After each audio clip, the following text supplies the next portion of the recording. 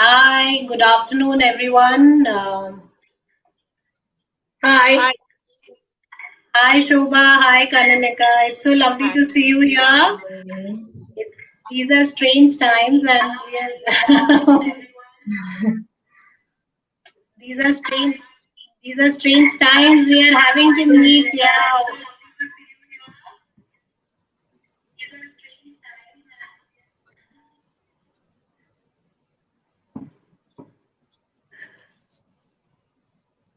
So, okay, I think we are live, and hello all. Delighted to be here to join two very bright writers, Shobha Nihalani and Kanika Mishra. Both have their unique writing experiences and both have written their latest books around the idea of preserving and reclaiming heritage. Heritage. What does it mean to us?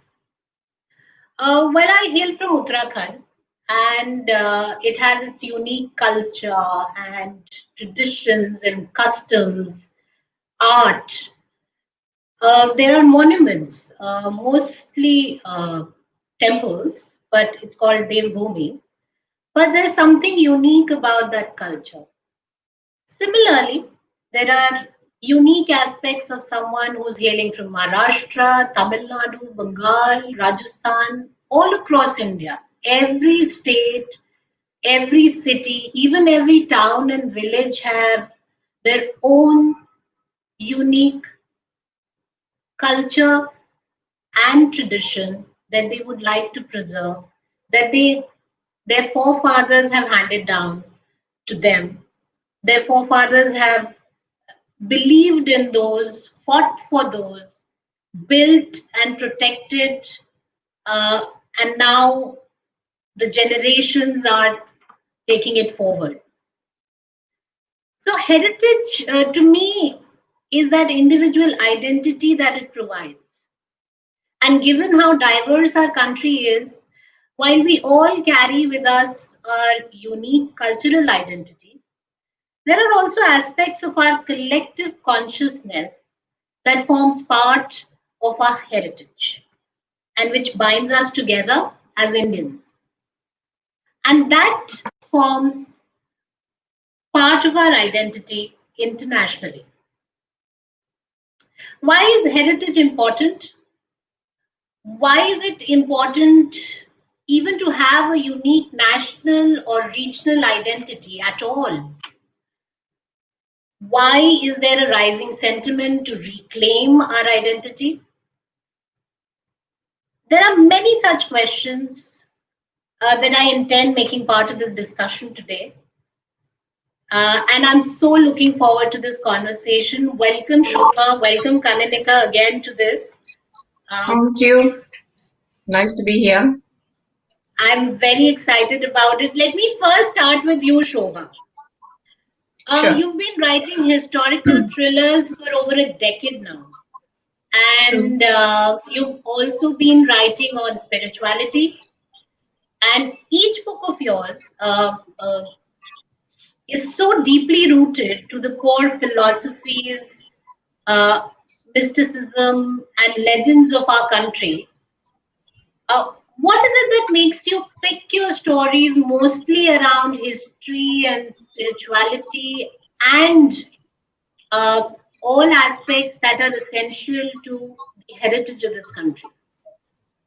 It's first of all, let me say thank you, Lipika, and it's an honor and privilege to be here, part of Kalinga Literary Festival, and also to be here with Kanika, who's written an amazing book. As far as heritage goes, it's been very close to my heart. I'm very touched by Indian heritage, culture, history, and I find it fascinating in so many different ways. And in my book, The Blue Jade, I intertwined heritage because I felt that I wanted to highlight the problems that are happening now, where heritage sites are being desecrated and people are looting it. And a lot of, I think, about for centuries, artifacts have been stolen out of India and these heritage sites have been looted. So, from that point of view, I said I wanted to bring it out in my book. It's fiction, but my main character is a specialist in art heritage, and Right. she feels very importantly that one must respect art in its native history and geography. So, when you pluck an artifact which has been in a original location for like centuries, you're just ruining the whole fabric of society in that sense. So, in many ways, I feel very close to art. I feel it's something that represents history in India, the Indic civilization, the rich culture. So, in that sense, I decided to bring it in my books because it's really a personal thing. I just feel very close to it. There's a very interesting point you make that there has to be respect for art in its native form, and just in order to ensure that the fabric of the society is intact. Kanika, your latest book is this enlightening journey into the heartlands of India, where you have actually gone very deep in and covered people and enterprises that take pride in heritage and are now bringing their passion for their own Indic civilization and launching successful ventures and very imaginative social and initiatives that are centered around Indian ideas. Um, and it could be through yoga, Ayurveda, textiles, language, Sanskrit, uh, even temple preservation is one of the aspects that you've covered. What is the sense you got from your travels across India on who are these people who are taking this leap of faith and working towards reclaiming this heritage and trying to ensure that they are rooted to their ancient civilizational identity and uh, trying to keep the fabric of the society intact. Thank you, Lipika, and thank you, Kalinka, for having me here today in this amazing discussion with Shobha, who is also who we talked before, and I realized that she has also got this passion for the heritage and the entire Indic culture. So to go back to your question and also linking with what Shobha was talking about, I would first like to talk about the heritage from the temple angle, which is what is her book also talking about with how precious these artifacts are for us. And like you Right. said, I traveled across India for my book for 4 years. And one of the aspects that I looked at, of course, I looked at some of these very apparent heritage aspects like yoga and Ayurveda, but I also looked at temples, and I looked at some of these amazing artifacts and murtis that we have in our temple, which are such an important aspect for culture and the community. And when I see in the south, I travel to Tamil Nadu to some of these places where some of these murtis have been smuggled out, and it actually destroys the entire community, not only spiritually but socially, because the temple is a community place. It's a place which also talks about which preserves the society, preserves the ecology. And there is a line which I've written in my book which says that these murtis are not just artifacts; they are pieces of our soul. That is how people view it. So if there is a divine murti in a temple and that main murti is stolen away, it leaves the people bereft and unhinged. So that connection, that the Indic spiritual or a social connection with our deity is something that we don't find too much in other cultures. So I think that's something which is timeless. It's thousands of years old. Some of these heritage aspects, not just the architecture, but even the softer aspects of textiles, of yoga and Ayurveda, are timeless. And they've been, it's like a legacy, it's a heirloom, which is passed on to us from our ancestors. And I believe, like so many others who I've interviewed in my book, and I've talked about people who are working passionately to protect and promote these areas, they really feel connected to this heritage as something that is a legacy, something that they have inherited. So, it's like I can maybe say that, for an example, if you get a beautiful piece of jewelry or art from your forefathers, you would want to preserve it, and you would want to Right. preserve it for your future generation because it's just so Absolutely. timeless and beautiful. So I think most of the people who are working towards this feel that connection. They feel it's important, they feel it's timeless, they feel it's worth preserving. And of course, in today's world, when we talk, and you talked about entrepreneurship as well, entrepreneurship is about using some of these to bring it to a larger group of people. And a lot of these people who are working, trying to put it together in this sense, understand that if we as Indians want to make our mark in the world, we need to use something which is, in business terms, our core differentiator. So if we cannot really make something unique and original if we ape or copy something that's already out there. And it's the opportunity that the heritage sector gives us to be different and unique and yet amazing is just phenomenal. So I think that is why we see this entire surge in people wanting to do something around heritage. Hmm. Hmm. Shobha, you've studied especially the art and artifacts part of heritage very closely for your book, I recall. Yes, I And wanted to, yeah, yeah, trace and the here what journey of Kanika, artifacts, here how it goes out of the country. Yes. Yeah. So here what Kanika, the point that Kanika makes is a very important one, saying that it is not just about some idol or a piece of jewelry or a piece of, it's decades and centuries at times of memories, and Absolutely. there's a preciousness that is attached to it, the value that is attached to it, more emotional than and that entire emotional journey also is something that binds the society together.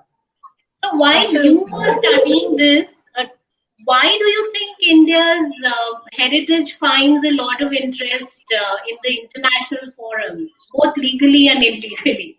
Why do you Uh, think there is so much of yeah. interest in our heritage, while we at times are unaware or at times, very complacent about it? We don't even acknowledge the It's kind taken of for rich granted. heritage. Yeah. Yeah, unfortunately, it's taken for granted. But if you look at Indic civilization, there is such rich culture, and to an extent, it's my belief that Indian civilization was quite advanced, and this evidence is clearly seen in all these monuments and temples. and how amazing these feats of engineering was done by people who were there thousands of years ago. I mean, these artisans and craftsmen were able to do amazing, temple sites. I think it would be to a GPS precision level, when they were building these monuments. And for example, if you look at Hampi, the temples in Hampi, and they have these musical pillars. I mean, how do you create music out of stone? It's fantastic. I mean, a lot of this is rich heritage. No wonder the world is looking at India, at all of their artifacts and their artworks. So to that extent, I feel in that there's thousands of pieces that are unaccounted for, but there is also a lot of amazing monuments out there, and as Kanika mentioned, that they are pieces of our soul. So when you have a piece of artifact that has been uprooted from its place of origin, it could be a temple complex where whole communities have grown around it for generations, and suddenly their artifact is taken away. It affects them on a psychological level. I would imagine that. I mean, it impacts a whole community. It affects the whole social fabric of a community. If you lose an artifact that was there for generations, and so much faith is put into it, so much energy is put into it, and then it's lost. And Right. some random person just comes and loots it, takes it away, sells it to some middleman, goes overseas. They have some forged paperwork to go for it. It's sold at prestigious auction houses. It's sad sometimes when you think about it. But the interesting point here is that about a few years ago, when Prime Minister Modi he mentioned his pride in culture and heritage, and then he also hinted that there were some priceless artifacts and sculptures that were overseas, and then Yeah. slowly people started to sit up and take notice, and then Ask even them and they brought yeah, them back they were again. Yes. officially handed over by Canadian Prime Minister, as well as Australia, as well as Germany. I mean, it is something that is so much that Indians would have so much pride in, that this came back to India. And We're as waiting for recently the as British to.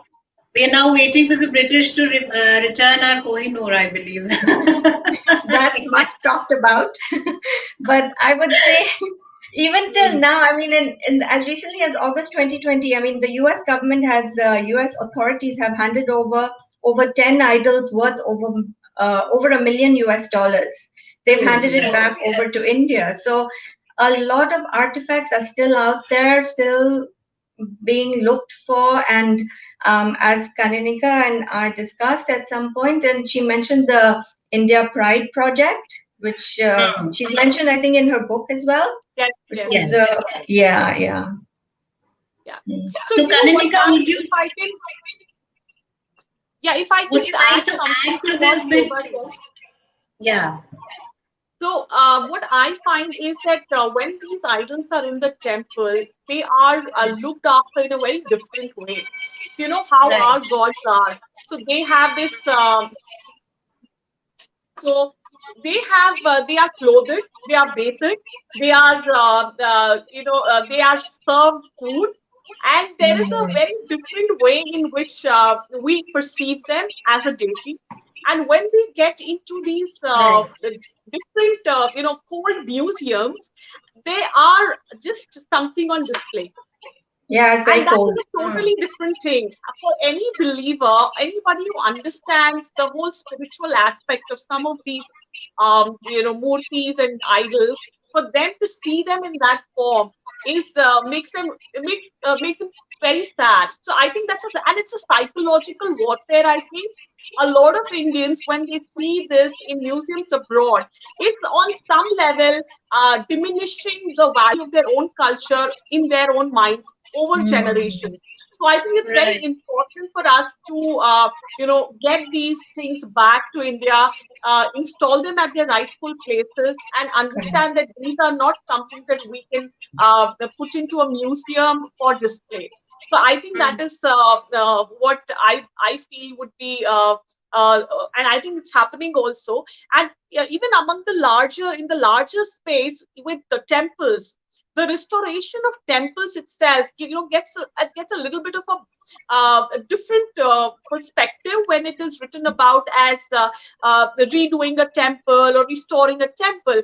But when we look at how it is important from the community perspective, and I Right. was recently researching about Nath Dwara near Udaipur, and the whole Pichwai paintings has become such a sought after art, and it's an art Mm. totally patronized by the temple. So, you just feel how much of this has been lost through our invasions. We Mm. know that, the Ram temple in Ayodhya was desecrated and plundered. We know about Somnath. We know so many about these things about these temples. So I just wonder, there's so much of undocumented history, which I'm sure there was art, there was literature, there was so much of beauty, and the aspects about the environment that were preserved through those sites, which we can only imagine right now. So I think the whole idea of restoring some of these things and feeling passionate about this serves is in the larger interest of humanity. It's not just about us, but I think we can really learn a lot from this and pass this on to everybody. The knowledge that we have, the art that Mm. we have. True. I It's very feel, true. in fact, since you mentioned and you brought up the Ram temple issue, and which is a very sensitive topic to talk about, even after, having the court orders in place and the Shilanyas in place. Uh, I would try to come to the generation today, and most of the times how we see them perceive this entire and a lot of political conversation that's happening around such things. A lot of it is noise, but there is also a section which feels that, why do we need to really have temples? Why don't we rather invest that money into, hospitals and education and various other things? How do you think that this sense? I mean, do you also feel that the young take? I mean, are kind of somewhere.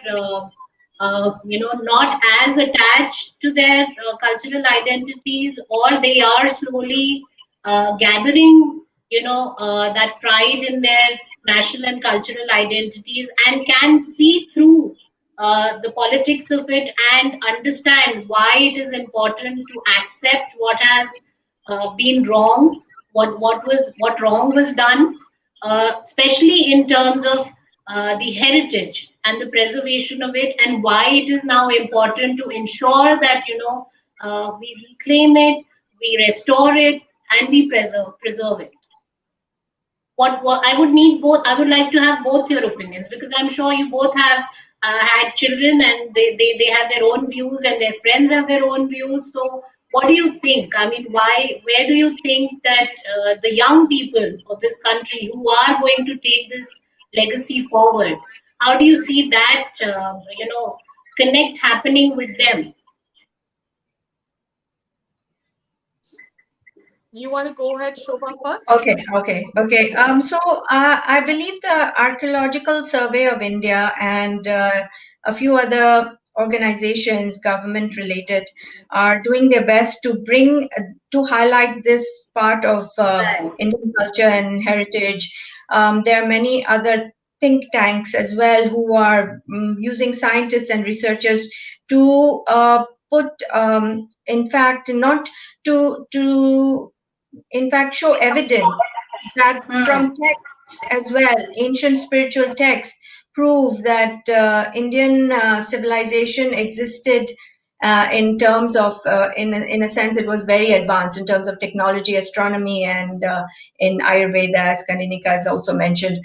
So, in that sense, I feel that the new generation needs to know about these factors, and they need to respect art in that sense, because it is tangible history. It is a physical representation of your heritage. you see it, you feel it, you can imbibe so much from it. So if you have a temple complex, it's not just a place of worship, it's also a place where communities grow, businesses grow, Grow. Yes. a whole culture expands from there. It's a But socio-economic setup. Yes. Yeah. correct. And then if you just pluck something that is so central to their lives and take it away and desecrate their areas, it just becomes very impactful on a level where they don't have that faith and trust anymore. So to that extent, yes, I know that there are more important issues in India that needs to be dealt with, but heritage can be mentioned on the side. I mean, it's partly important because we have to renew the faith and reclaim our heritage, so to speak, in that Mm. sense. So it's very important that awareness is created on those lines. Kananika, would you like to bring in perspective to this from your experience, especially during your travels, as to what you gathered, the sentiment you gathered from communities, from the young people in those communities? Um, what yeah, so what I saw was that a lot of people who belong to that community get it, understand this on an Yeah. instinctive level. It's Okay. the urban youth. It is people who've been brought up with a good dose of international globalized exposure, if I can call it, who find that there is not much value in this, and they feel that that we can be proud of our McDonald's or our highways and our buildings, but not so much of these because they are very old and they do not serve much purpose. And I think this is not because they don't want to, but this is deliberate misinformation that has been carried on through a long period of time through various channels, popular culture. Which degrades something, and I talk about this in my book. A language like Sanskrit. So, if somebody speaks Hindi with Sanskrit words, he's considered to be not so suave and smart as somebody who uses Persian or Urdu words. So, this is something that's been a part of our popular culture in films, etc., for a long time. So, I think that has played a role. The other aspect, which I think is important here, is that people are not aware. So, like I mentioned, pitchwai painting, people are not aware about this art Well, except a few artists. And you would be surprised that when I was researching and traveling, and I traveled to Tamil Nadu, I found that in Tamil Nadu, the number of foreign tourists who visit that state every year is mm, it is multiple times than the number of foreign tourists to Goa. So I started wondering why is that so, and I realized that the people, international tourists who come to Tamil Nadu, actually value the Chola era temples and the amazing beauty of those old ancient monuments. While people in our country may not, may find this a little, not a very interesting thing to do. So they would probably rather go to Goa and maybe party or something like that than discover their heritage. So I think, and the problem is they feel that it's the Westerners who are doing it, and we find that kind of colonized mentality with even Ayurveda. So still, turmeric latte didn't become a popular drink. People did not want to have haldi doodh. So it is a very it's I think it's a period of colonization that we have gone through, and there is a journey towards overcoming that we need to go through. But I think what is great is that it is happening, especially conscious people who are working in these areas. They are connected with this shared feeling of preserving, promoting, ensuring that they carry forward this legacy. And I met some 50, 60 people across the country who are working in various fields connected with heritage. And what they say, and all of them said this to me, which is incredible, that we just don't want to be known as a market for foreign products. I mean, as Indians, do you want that to be your claim to fame? That you're a great market for international brands? Or are you creating new products? Are you creating something that is unique? So, if you look at a country like Sweden, they have a product which is known worldwide for their design, which is IKEA. And why? And Yeah. they're capturing that sentiment, saying that Sweden is the design capital of the world because they're amazing at making these minimalistic designs.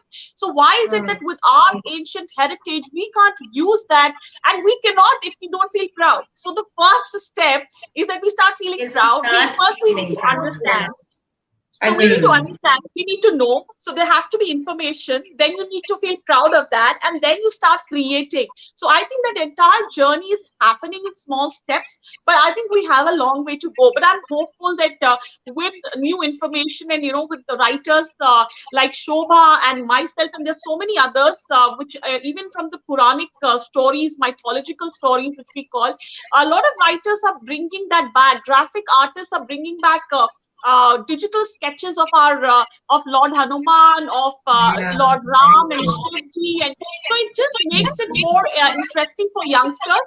If there is a figurine of Lord Hanuman, which they can keep it on their office table or on their study table, it just makes it more current, more contemporary, and more relatable. So I think it's happening. I'm very hopeful that we are going to see a entire generation of people who understand that there is something precious and work towards preserving it.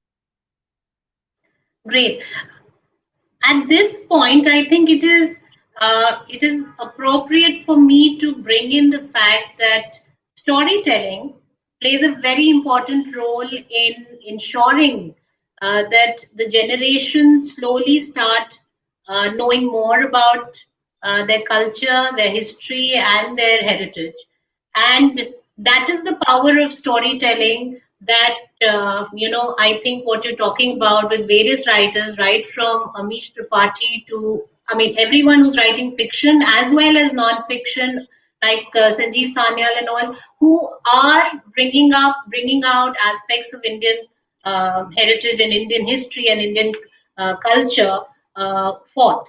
So both of you are storytellers, and you have, of course, very different kinds of, sharing your stories about your understanding of the subject and your passion for that subject.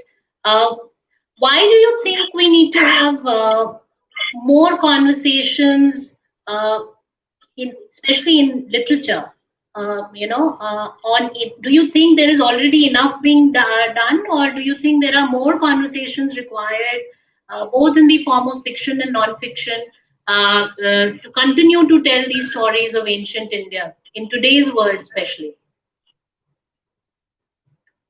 Why don't we start with Shobha? Okay.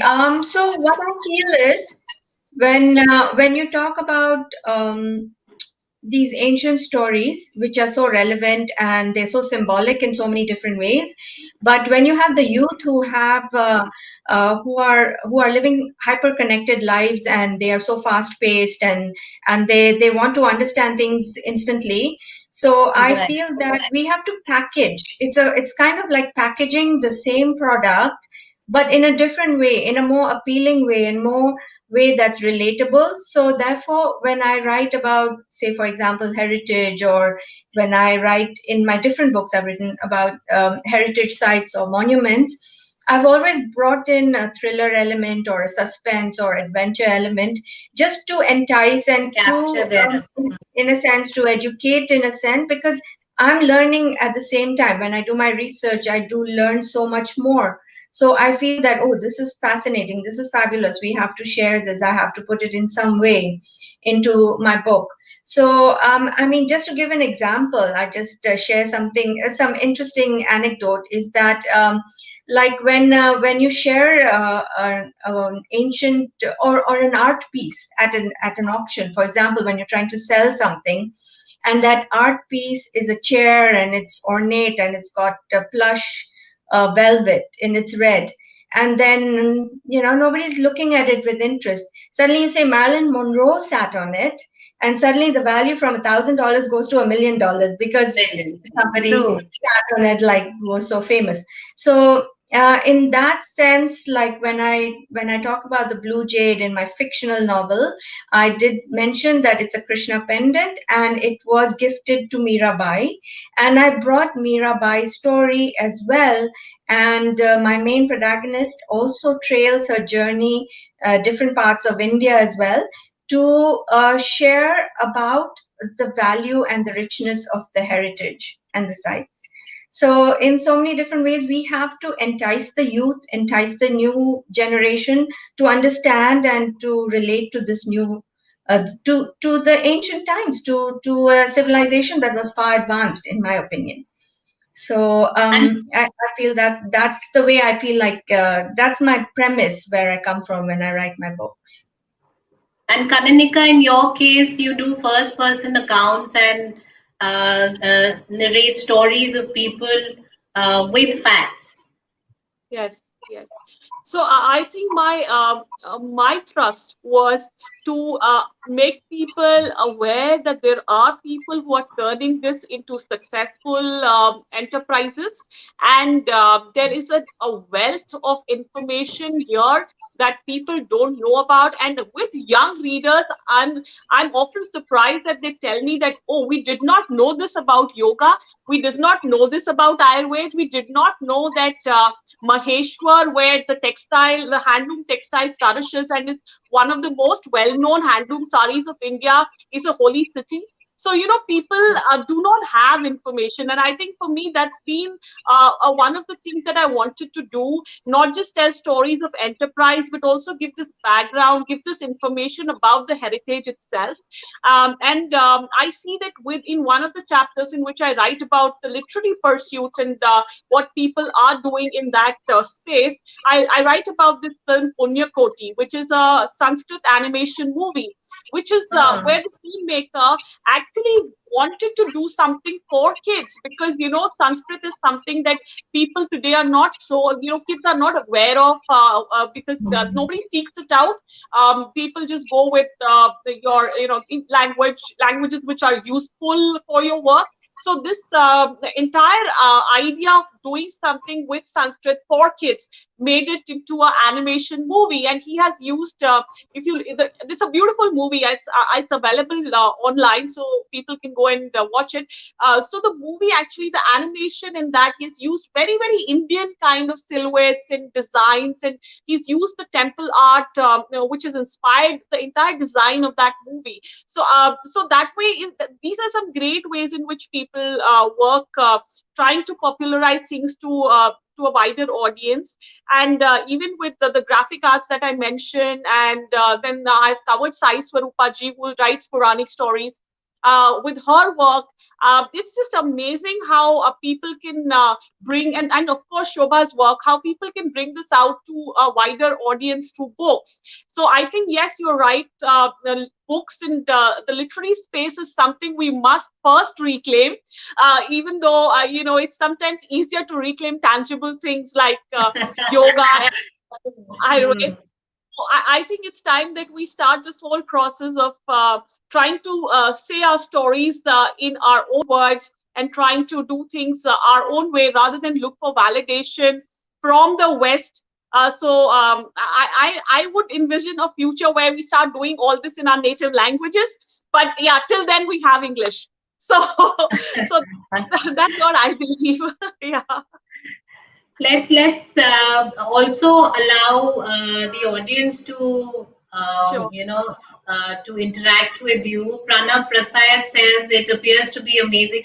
Yes, they are both wonderful writers, and of course, Shobha has over a decade of experience writing books, and she has written a lot of bestsellers. And Kanika, this is her fourth book. She writes mostly in the business and management segment, but a book and her style of writing is it'll even for people who find it hard to connect with nonfiction, it is going to find resonance because she writes so beautifully. Her way of building the narrative and telling the stories of other people is so beautiful. It comes across so beautifully, and you enjoy every bit of it. So do pick those two books. Thank you, Mr. Dash. Reena has a question for Shobha. Shobha, can you see the question or should I just read it out?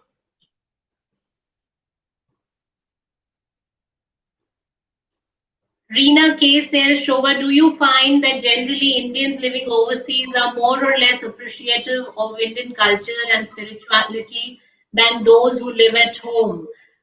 Shobha, this is Yes. actually a very good question because you have been Very sitting good away question, from Reena. Thank you for that. the yeah. I feel we like to hold on to our roots in any way we can, and therefore overseas we value it. We look at our culture and our heritage from a point of view that we want to cherish it and hold on to it and spread it with our children and share it with our children. So yes, I agree with her that spirituality, culture, heritage is what we actually overseas tend to cling on to and protect and preserve in many ways. Yes. Uh, Dharitri Priyadarshini. She says, thanks to Western Indologists for striking down all historical evidences that go back and beyond 1500 BC. Well, any one of you would like to comment? I do agree to a certain extent, but I would also not like to completely negate their, whatever they've contributed in terms of at least telling some part of the story. The other part of it, of course, whatever they've. So, but So any what? one of you have So I would like anyone? to what I would like to add here, Lipika, is that I read this amazing book on Saraswati, on the trail of Saraswati, the river. And this is written by Michael Danino, who is who everybody knows. He's a French man who's living in India, and he writes some amazing books. And he has written, when he compiles the entire archaeological findings of the Saraswati River. In fact, the early Britishers who came to India, they acknowledged that there is a river that could be Saraswati, and their findings kind of go in hand in hand with what is our beliefs about Saraswati. But Oh, wow. Okay. the later archaeologists, because they wanted to negate this and establish supremacy from a political standpoint, they twisted around everything. So I think we need to be take something that has been written down by our colonial masters with a pinch of salt, because there have been a lot of political angles that have been at play. But I think even post independence, and this is something that I was learning about Ayurveda, and one of the Ayurveda entrepreneurs told me that there has been a lot of disservice done to Ayurveda just because it has a Hindu basis. And the whole aspect of Hindu spirituality is underpins Ayurveda. I mean, you cannot dissociate that. Like with yoga, you cannot just take out the spiritual aspect from it. And that is the reason why it has been treated in a very stepmotherly way. And that has impacted it's the research, the education in it. And so I think it does play a role in how you perceive and narrate a certain aspect of things. So there is a lot of things that we can go on discussing about that.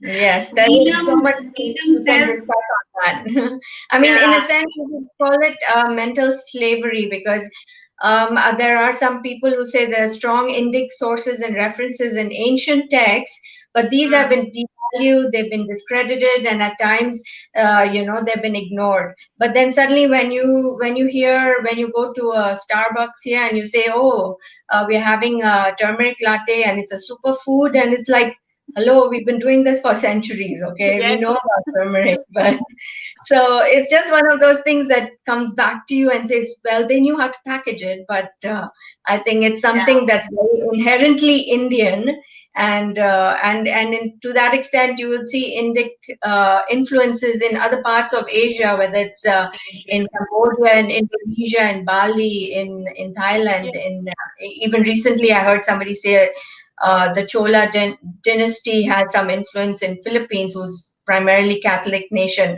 So right. there's so much coming out now. I mean, in terms of index culture, so it's really great to have this awareness that people need to realize about it.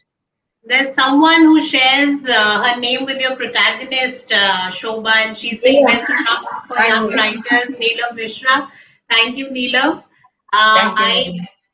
I'm very sure. Good afternoon, Sushri. Uh, if there are, hello, Sushant. If there are, yes, so there is one more. Would you say the vast majority of India's valuable artifacts were motivated by spirituality and worship since they are such a big part of Indian culture? Would you like to take that, Shobha? I'd request Kanika to share that because that's my Okay. daughter. Kanika, would you like to take this question? Yeah. So yes, I think if what she means is that whether the entire architecture is spiritual based, I think everything in India is spiritual based, and I think there is a reason for that because we, as a civilization, understood the fact that life is not permanent, and we need to have a spiritual quotient in our mind to get through life, with all its turbulence.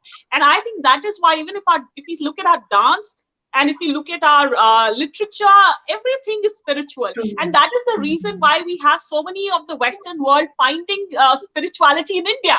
So there is an angle of spirituality. And I think the reason why we also see a lot of invasion and destruction and desecration is because of that reason, because you can strike down the soul of a place if you take away the spiritual aspects. So that is why we see that when we had invaders come in, they attacked these places. Of course there was wealth there, but that was not just about robbery. It was about to ensure that the spiritual aspects get demolished, so that the society is remains at a loss, and they don't know what to do, and they are demoralized. So I think that is what with our temples we see, that there is a lot of spiritual aspects in all the art that is there.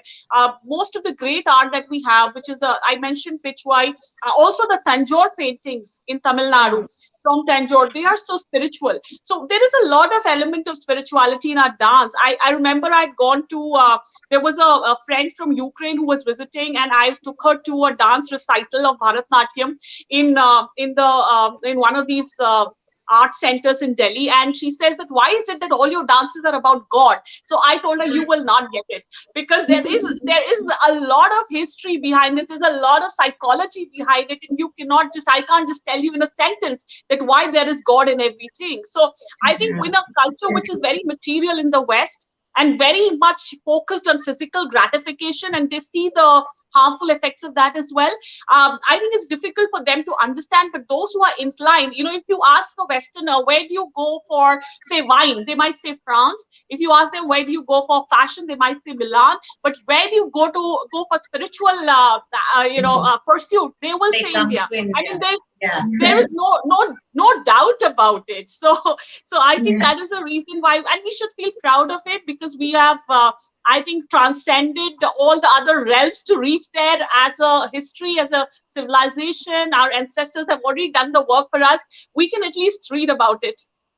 I think slowly, even spirituality, I feel that, the generations, the kind of interest that generations draw from the West, especially when we were growing up, and maybe a generation for us, slowly the aspect of making spirituality look cool is also something which has, ensured that, there's a high quotient of interest among youngsters also these days. I mean, so I would Yeah. agree there. Yes.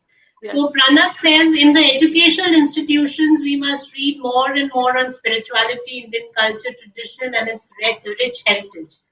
I agree. Um, Completely agree. We all agree. I think that that is exactly what I think the new education system is trying to do. I hope they become very active about it and do something more aggressively. Usually the government systems are very slow in this. Do we have more questions coming in? So I think we are just about. Yeah, we are almost now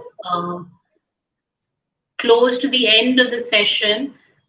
So let me just maybe quickly close and conclude it with whatever we drew from the conversation. Uh, to sum it up in a more interesting story in a storytelling way is that whenever we travel to the western countries uh, who may be having a much more recent history than ours, we see them, and there are a lot of countries that are completely dependent on heritage tourism, which they call and they believe heritage tourism, and they take you on these long walks through a city, an old city. They take you through these vaults of Europe, and build a narrative around them. And still, you see people paying for it, people taking a huge interest in knowing more about it. When we travel to US, UK, we see them celebrating their heritage and culture. And, at the same time, a huge socio-economic impact happens with that small village somewhere in a small European town, finding jobs and business opportunities solely out of it. So today's discussion was very enlightening. In a lot of ways, I learned a lot about aspects of heritage and how we need to have more such conversations around this subject and get the youth interested in it.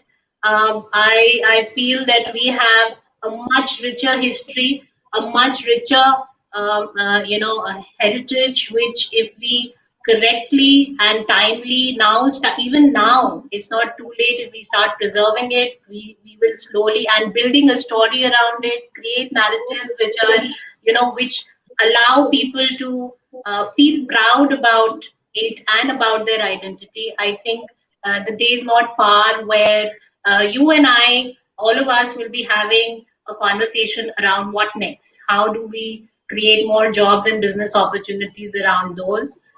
Thank you so much, Kanika, and thank you so much, Shobha, for making time for this and joining us here today. Thank It you. was wonderful chatting up with you. It's always nice to meet up people these days, given the restrictions, and Right. see people outside of your home. I mean, otherwise, the whole day you'd be at home and talking to them. So, not the usual faces and all these pretty lovely faces that you get to see. So, thank you so much, Kalinga, Thank you. for giving all of us this opportunity to share our thoughts and giving Kananika and Shobha an opportunity to share about what what do they feel, when they write on such a subject. Thank you very much, Rashmi Ranjan ji and his entire team for helping us connect with all of you. And until the next conversation and next discussion, keep reading, keep smiling, and stay positive. Take pride in whatever heritage, whatever traditions and customs your parents and your grandparents have handed you down. Have a lovely evening and a perfect Sunday. Goodbye. Thank you. Thank you very much. Namaste.